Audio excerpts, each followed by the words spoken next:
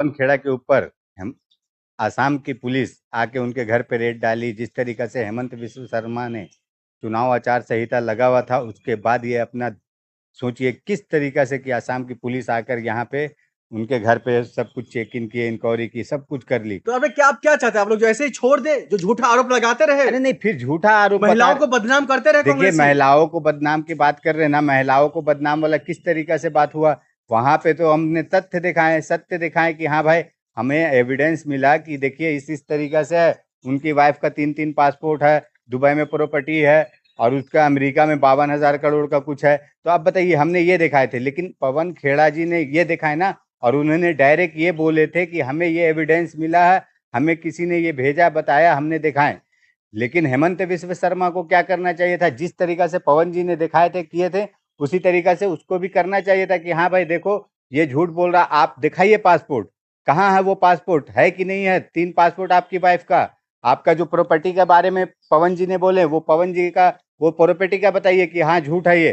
तो आप भी तो लेकर आइए एविडेंस कि ये झूठा है। लेकिन क्या है, केंद्र में इनकी सरकार है, इनको अभी भी हनक है, सनक है कि हाँ भाई, जिस तरीका से आसाम की जनता हेमंत बिस्व शर्मा को जेल में डालने का काम करने के लिए की थी, और उसके डर से, खौफ से, जो हमारे जननायक राहुल गांधी जी ने आसाम में बोले थे कि जो बब्बर शेर है कांग्रेस के, उसको जेल में डालने का काम कर रहे, तो इसलिए की थी। और इसको हेमंत बिस्व शर्मा को खौफ हो गया कि हम कहीं ना जेल में चल जाएं, और वो जो जनता को जो सही तरीका से दिखाना चाहिए था कि हाँ भाई ये चीज है, देखिए ये सब झूठा आरोप है, तो वो न दिखा अरे करके गाली अगर गुफ्ता पे उतर आए थे। बीजेपी या फिर हेमंत बिश्व शर्मा साहब अगर वो झूठे रहते, तो क्या उनका साथ भारत ये सुप्रीम कोर्ट दे देता? नहीं, देखिए आप बताइए, हाँ ये सुप्रीम कोर्ट के बारे में भी बोल रहे हैं, जो आप सोचिए किस तरीका से तेलंगाना हाई कोर्ट से उनको अंतरिम जमानत मिली कि हाँ भाई ठीक है, आप ले सकते हैं, आपको मिला स्टे, ठीक।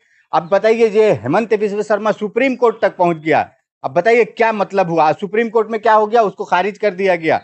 जो उनको अंतरिम जमानत मिला तेलंगाना हाई कोर्ट से, उसको सुप्रीम कोर्ट ने खारिज कर दिया। अब बताइए क्या हाल है हमारे देश का, जो बोलते हैं ना, न्यायपालिका भी किस तरीका से नतमस्तक हुआ हुआ सरकार के आगे।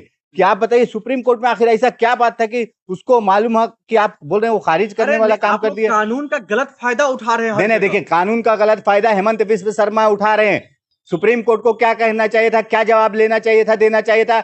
जब भी हेमंत बिस्व शर्मा लोग ने वहां पे डाले पिटीशन, वहां पे बोलना चाहिए था कि ठीक है, आप एविडेंस दिखाइए, आपकी वाइफ के ऊपर जो तरीका से पवन खेड़ा जी ने आरोप लगाए, नहीं है आपका 3 पासपोर्ट, नहीं है आपका दुबई में संपत्ति, नहीं है अमेरिका में संपत्ति, इस तरीके से करना चाहिए था। लेकिन सुप्रीम कोर्ट ने भी किस तरीके से सरकार के ताकत पे, सरकार के बल पे जैसा चल रहा है सुप्रीम कोर्ट, न्यायपालिका, ये ऐसा हाल हो गया सुप्रीम कोर्ट का। अब बताइए क्या करेगा इंसान, को कहां पे न्याय पे भरोसा रहेगा, जब विश्वास रहेगा? जब से पवन खेड़ा ने ये बातें कहा है प्रेस कॉन्फ्रेंस करके पासपोर्ट मामलों को लेकर के या संपत्ति को लेकर के, तब से उनकी पत्नी भी कह रही है जो एकदम इसको पागल कुत्ता ने काट लिया है। हेमंत बिश्व शर्मा साहब कह रहे हैं जो हम इसको जेल में डाले बिना छोड़ेंगे नहीं। नहीं, देखिए जेल में डालने के लिए बोल रहे हैं ना, डालिए। उनकी पत्नी का जिस तरीका से, हेमंत बिस्व शर्मा की पत्नी का आप बोल रहे हैं, आसाम में किस तरीका से कितना संपत्ति लूट के बैठा है वहां पे, आसाम की जनता है वहां पे किस तरीका से नाराज थी। और इनको क्या हो रहा ना कि देखिए, अब सत्ता इनका आसाम में है नहीं, और वहां पे जान रहे कि हमारी सरकार तो बनने वाली नहीं है, लेकिन फिर भी ये जो अल्लाह हंगामा हो रहा है ना, ये क्यों हो रहा मालूम आपको? ये सिर्फ ये दिखाने के लिए, बताने के लिए, जताने के लिए देश की जनता को, जिस तरीका से 5 राज्य में चुनाव था, और अभी 2 राज्य में है, बंगाल में है, और वहां चुनाव है, देख लीजिए तमिलनाडु में। तो ये चुनाव को ना जिस तरीके से चाह रहे हैं ना कि ये भारतीय जनता पार्टी अपना अहंकार दिखाने के लिए, अपना जो दबदबा बनाने के लिए, इस तरीका से अभी तक हो रहा। आप मानेंगे कि नहीं मानेंगे, लेकिन ये बात बिल्कुल सच है। हेमंत बिस्व शर्मा 4 तारीख के बाद भागा फिरेगा, कौन से बिल में छुपेगा ना, वो मिलेगा नहीं।